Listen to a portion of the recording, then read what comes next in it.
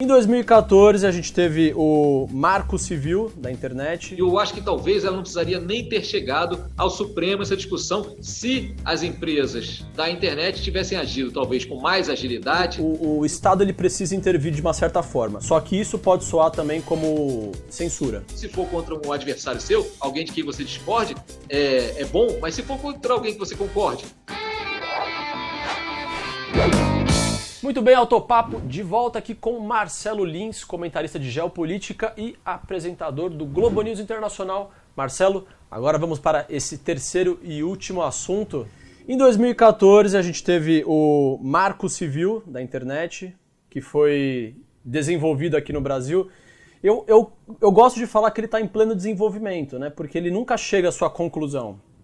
Tem muitas arestas ainda para serem podadas, né? Sem dúvida. E é um universo gigantesco, né, Brunão? Não, e é muito difícil discutir a legislação na internet, né? Porque as coisas mudam muito rápido, né? Não, é difícil discutir a legislação na internet, é difícil lidar com os gigantes da internet, até saber aonde cobrar impostos dessas empresas, nem sempre é claro, né? Os gigantes que atuam aí no meio digital, às vezes eles têm maneiras, digamos assim, bastante evasivas de tratar a questão tributária também, então isso é complexo. Exato. Ao mesmo tempo, eu acho que a sociedade civil, em seus diversos níveis e em vários lugares do mundo, vem aprendendo também a como pressionar até mesmo os gigantes da internet, né? Seja pressionando em cima de verba de comercial, seja demandando alguns padrões de conduta e de ética que afastem, digamos assim, comportamentos mais radicais, e não é à toa que a gente tem visto, numa ligação dessas duas coisas, o comercial com o ético, algumas decisões nos últimos tempos bastante surpreendentes, atingindo aí, por exemplo, como a gente falava há pouco, o próprio Donald Trump, né? Quem imaginaria que um dos tweets dele, ou que postagem no Facebook, ou que mesmo a página da campanha dele poderia ser temporariamente tirada do ar por conta de manifestações que estão infringindo, e isso é verdade, infringindo os preceitos básicos e as regras de cada uma dessas redes sociais, que vem sendo aperfeiçoada também nos últimos tempos, Bruno. Aliás, não é um privilégio só dos Estados Unidos, viu? Isso acontece com alguns perfis aqui no Brasil também. Sem dúvida. E, aliás, essa é a questão. Gerou uma grande polêmica, né? Ainda gera, ainda não está totalmente dirimida a decisão do ministro Alexandre Moraes de retirar do ar vários desses perfis. E eu acho que é uma discussão boa, é uma discussão necessária.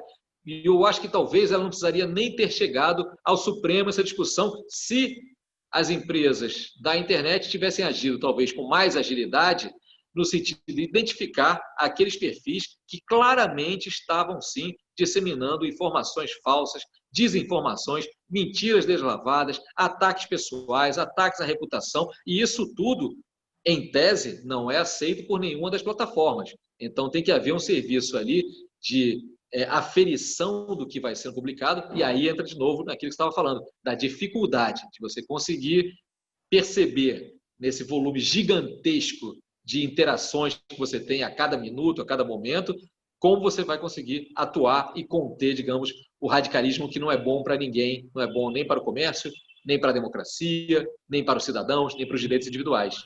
Mas aí é que tá essa questão que você falou. Não, aí me levanta um pouquinho a orelha, assim. Quando você fala de a responsabilidade ela ser jogada para que as redes sociais, para que o Twitter, o Facebook, o YouTube, o Instagram resolvam essa questão, você dá autonomia total para que eles decidam o que está errado, o que é fake news, o que é inadequado. Será que não existe um problema? Eu não sei, eu não estou falando se é certo ou errado, mas quando você fala assim, o governo, o Estado ele precisa intervir de uma certa forma, só que isso pode soar também como censura, como uma certa regulamentação.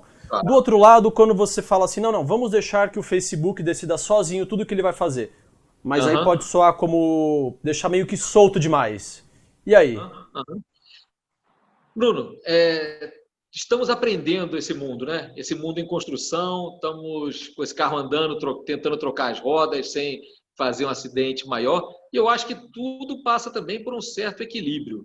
Então, é claro que a gente não pode achar que a solução vai ser ditatorial, como, por exemplo, na China ainda hoje, ou em outros tantos países, eu cito a China, mas poderia citar a recém-citada Arábia Saudita e outros tantos, a Tailândia, onde você não pode falar da família real, mas a China ela impõe ali uma série de barreiras. Ou a Coreia do Norte, que nem Facebook tem, né?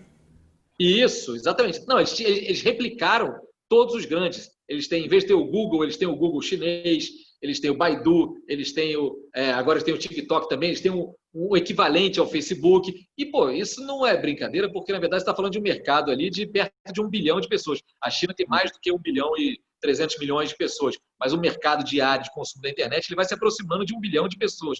E isso não é brincadeira. Mas é aí que eu acho que entra também a responsabilidade das empresas que atuam nas democracias. Não digo nem nesses regimes ditatoriais, porque aí fica difícil você cobrar das empresas, já que o governo já coloca ali quais são as barreiras e o que a gente deve brigar enquanto, digamos assim, uma comunidade mundial é pelo fim das ditaduras, todas elas. Sejam elas de direita, de esquerda, não existe ditadura boa. Então, essa discussão tem que ser levada adiante. Discutir a internet nesse país é mais complexo. Agora, nas democracias, há que haver uma responsabilidade compartilhada.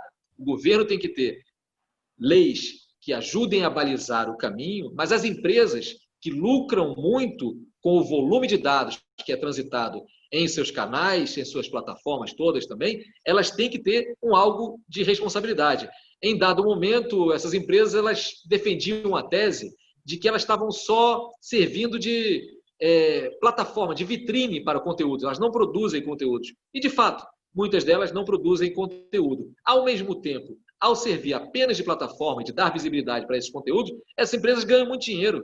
O clique dá dinheiro, o like dá dinheiro. Então, já que dá dinheiro, com o dinheiro também vem responsabilidade. E com muito dinheiro vem mais responsabilidade.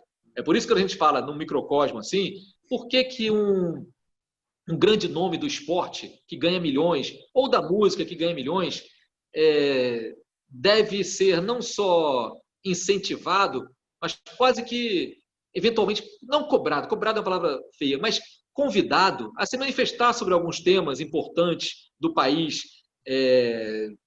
da política, ou da cultura e tudo mais. Porque com muito dinheiro vem muita responsabilidade também. Os influenciadores, sejam eles de que nível for, na música e todo canto, a voz deles, quando ratifica ali, quando assina um produto numa peça publicitária, ou quando assina embaixo de uma candidatura num processo político, ela é muito forte, ela é muito sentida. Então, tem o que aí? Muita responsabilidade. A gente precisa, assim, enquanto sociedade, chamar a responsabilidade todos esses atores, sejam eles indivíduos, sejam eles grandes empresas, sejam eles os anunciantes. E a gente tem visto esse movimento agora, né, Bruno, com aquele pessoal do Sleeping Giant, que tem chamado a atenção dos anunciantes. E tem um jeito que eu acho muito saudável de cobrar. Porque não é só você apontar, denunciar, é você dizer, olha só, isso aqui está ferindo o que vocês estão ajudando a pagar, está ferindo os preceitos da plataforma onde isso aqui está sendo divulgado. Será que é isso mesmo? É assim que vale a pena fazer propaganda? Ou será que não dá para a gente pensar numa sociedade onde se ganha dinheiro, uma sociedade de mercado, de livre empreendedorismo, livre iniciativa, mas onde as pessoas também tenham as devidas responsabilidades? Eu acho que existe aí um ponto, um caminho do meio, um equilíbrio que vale a pena tentar buscar. No Marco Civil da Internet existem 2 pilares muito importantes, que são privacidade e liberdade de expressão. Eu acho que com uma medida como essa, um desses pilares vai ser comprometido. Não tem como. Sim, a medida da liberdade de expressão, sem dúvida nenhuma, ela fica atingida.